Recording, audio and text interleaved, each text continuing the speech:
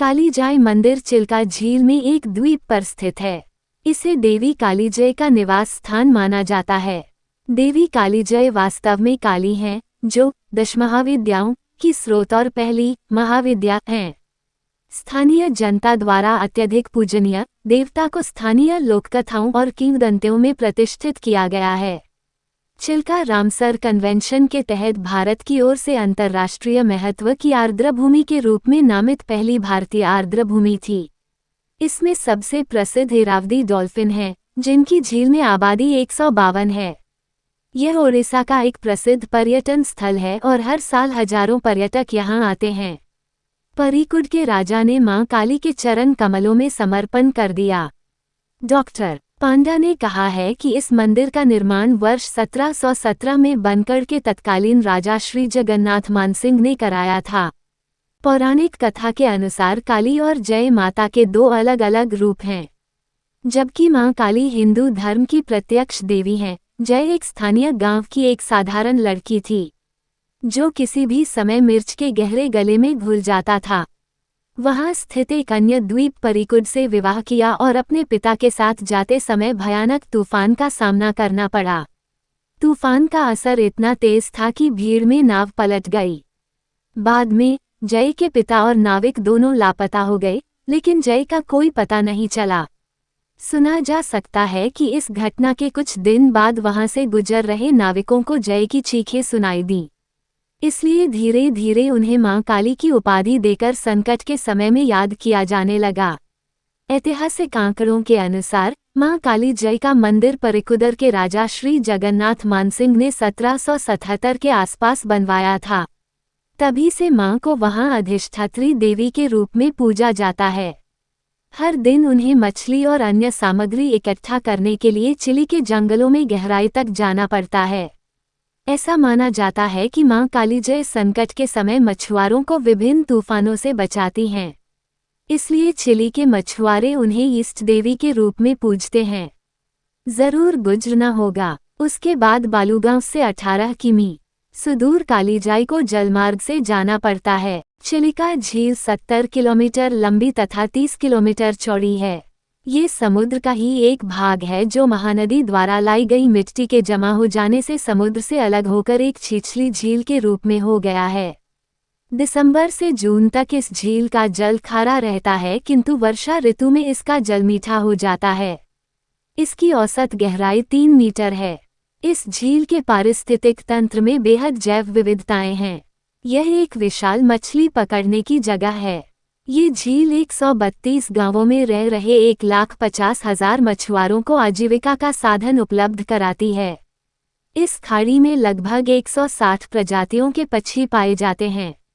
Caspian सागर, Baikal झील, अरल सागर और रूस, मंगोलिया, लद्दाख, मध्य एशिया आदि विभिन्न दूर दराज के क्षेत्रों से यहाँ पक्षी उड़कर आते हैं। ये पक्षी विशाल दूरियां तय करते हैं। प्रवासी पक्षी तो लगभग 12,000 किलोमीटर से भी ज्यादा की दूरियां तय करके चिल्का झील पहुंचते हैं।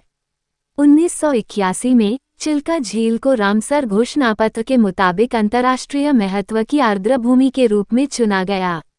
यह इस महत्व वाली पहली भारतीय झील थी। एक सर्वेक्षण के मुताबिक यहाँ 45% पक्षी भूमि, 32% जल पक्षी और 23% बगुले हैं। ये झील 14 प्रकार के रैप्टरों का भी निवास स्थान है। लगभग 155 संकटग्रस्त व रेयर इरावती डॉल्फिनों का भी ये घर है। इसके साथ ही यह झील 37 प्रकार के सरीसृपों और उभयचरों का भी निवास स्थान है। उच्च उत्पादकता वाली मत्स्य प्रणाली वाली चिल्का झील की पारिस्थितिकी आसपास के लोगों व मछुआरों के लिए आजीविका उपलब्ध कराती है। मॉनसून व गर्मियों में झील में पानी का क्षेत्र क्रमशः 1165 से 906 किलोमीटर 2 तक हो जाता है। एक 32 किलोमीटर लंबी सनकरी बाहरी नहर इसे बंगाल की खाड़ी से जोड़ती है। सीडीए द्वारा हाल ही में एक नई नहर भी बनाई गई है, जिससे झील को एक और जीवनदान मिला है। लघु शैवाल, समुद्री घास, समुद्री बीज, मछलियां, झींगे, केकने आदि चिल्का झील के खारे जल में फलते फूलते हैं। भूवैज्ञानिक साक्ष्य इंगित करता है कि चिल्का झील अत्यंत नूतन युग 18 लाख साल से पूर्व 10,000 साल तक के बाद के चरणों के दौरान बंगाल की खाड़ी का हिस्सा था। चिल्का झील के ठीक उत्तर में खुर्दा जिले के गोगलाबाई सासन गांव 20 degrees 1 minute 7 seconds 85 degrees 32 minutes 54 seconds 20.01861 degrees 85.54833 degrees में खुदाई भारतीय पुरातत्व सर्वेक्षण विभाग द्वारा आयोजित की गई। गोलाबाई गांव 3 चरणों में चिल्का क्षेत्र संस्कृति के एक दृश्य का सबूत प्रदान करता है। नवपाषाण युग नियोलिथिक सी 1600 ईसा पूर्व, ताम्रपाषाण युग सी 1400 ईसा पूर्व से सी 900 BC और लौह युग सी 900 BC से सी 800 BC। भूविज्ञान। ये झील बदलते माहौल वाले वातावरण में एक ज्वारनदमुखी डेल्टा प्रकार की अल्पकालिक झील है। भूवैज्ञानिक अध्ययनों के अनुसार की झील की पश्चिमी तटरेखा का विस्तार अत्यंत नूतन युग प्लाइस्टोसीन ईरा में हुआ था, जब इसके उत्तर पूर्वी क्षेत्र समुद्र के अंदर ही थे। इसकी तटरेखा कालांतर में पूर्व की तरफ सरकने के प्रमाण इस बात से मिल जाते हैं कि कोणार्क सूर्य मंदिर, जिसका निर्माण कुछ साल पहले समुद्र तट पर हुआ था, अब तट से लगभग 3 किमी 2 मील दूर आ गया है। चिल्का झील का जल निकासी कुंड पत्थर, चट्टान, बालू और कीचड़ के मिश्रण के आधार से निर्मित है। इसमें विभिन्न प्रकार के अवसादी कण जैसे चिकनी मिट्टी, कीचड़, बालू, बजरी और शैलों के किनारे हैं, लेकिन बड़ा हिस्सा कीचड़ का ही है। हर वर्ष लगभग 16 लाख मीट्रिक टन अवसाद चिल्का झील के किनारों पर दया नदी और अन्य धाराओं द्वारा जमा की जाती हैं। एक निराधार कल्पना के अनुसार पिछले 6000 से 8000 वर्षों के दौरान विश्वव्यापी समुद्री स्तर में बढ़ोतरी हुई। 7000 साल पहले इस प्रक्रिया में आई कमी की वजह से झील के दक्षिणी क्षेत्रों में पर रेतीले तटों का निर्माण हुआ। समुद्र स्तर में बढ़ोतरी के साथ साथ तट का विस्तार होता रहा और इसने पूर्वोत्तर में समुद्र की तरफ बढ़ते हुए चिल्का की समुद्री भूमि का निर्माण किया। स्पीट ऑफ चिलिका इस समुद्री भूमि के दक्षिण पश्चिमी छोर पर मिले एक जीवाश्म बताता है कि झील का निर्माण 3500 से 4000 वर्ष पूर्व हुआ होगा। झील के उत्तर में तट की दिशा में तीखे बदलाव, तट पर बालू को बहाती तेज हवाएं, लंबा तिया मोड़, समुद्र तटवर्ती बहाव, विभिन्न उपक्षेत्रों में मजबूत ज्वार व नदी तरंगों की उपस्थिति और अनुपस्थिति इस समुद्री भूमि स्पीट के विकास का कारण है। दक्षिणी क्षेत्र में वर्तमान समुद्री स्तर से 8 मीटर 26 फीट की ऊंचाई पर स्थित कोरल की सफ़ेद पट्टियां ये दर्शाती हैं कि यह क्षेत्र कभी समुद्र के अंदर था और वर्तमान गहराई से कहीं ज़्यादा गहरा था। बाहरी घेरेदार रेतीली भूमि पट्टी के क्रम विकास का घटनाक्रम यहाँ पाए जाने वाले खनिज पदार्थों के अध्ययन से पता किया गया है। यह अध्ययन झील की सतह के 16 नमूनों पर किया गया। नमूनों की मात्रा ऊपरी सतह के 40 और निचली सतह के 300 वर्ष तक पुराने होने के क्रम में 153 जोड़ या घटाव 3m ग्रे और 2.23 जोड़ या घटाव 0.07 ग्रे के बीच थी। चिल्का झील विशाल क्षेत्रों वाली कीचड़दार भूमि व छिछले पानी की खाड़ी है। पश्चिमी व दक्षिणी छोर पूर्वी घाट की पहाड़ियों के आंचल में स्थित हैं। तमाम नदियां जो झील में मिट्टी व कीचड़ ले आती है, झील के उत्तरी छोर को नियंत्रित करती हैं। बंगाल की खाड़ी में उठने वाली उत्तरी तरंगों से एक 60 किमी 37 मील लंबा घेरेदार बालू तट, जिसे रजहंस कहा जाता है, बना और इसके परिणाम स्वरूप इस छिछली झील और इसके पूर्वी हिस्से का निर्माण हुआ। एक अल्पकालिक झील की वजह से इसका जलीय क्षेत्र गर्मियों में 1165 किमी 449.8 वर्ग मील से लेकर बारिश के मौसम में 906 किमी 349.8 वर्ग मील तक बदलता रहता है।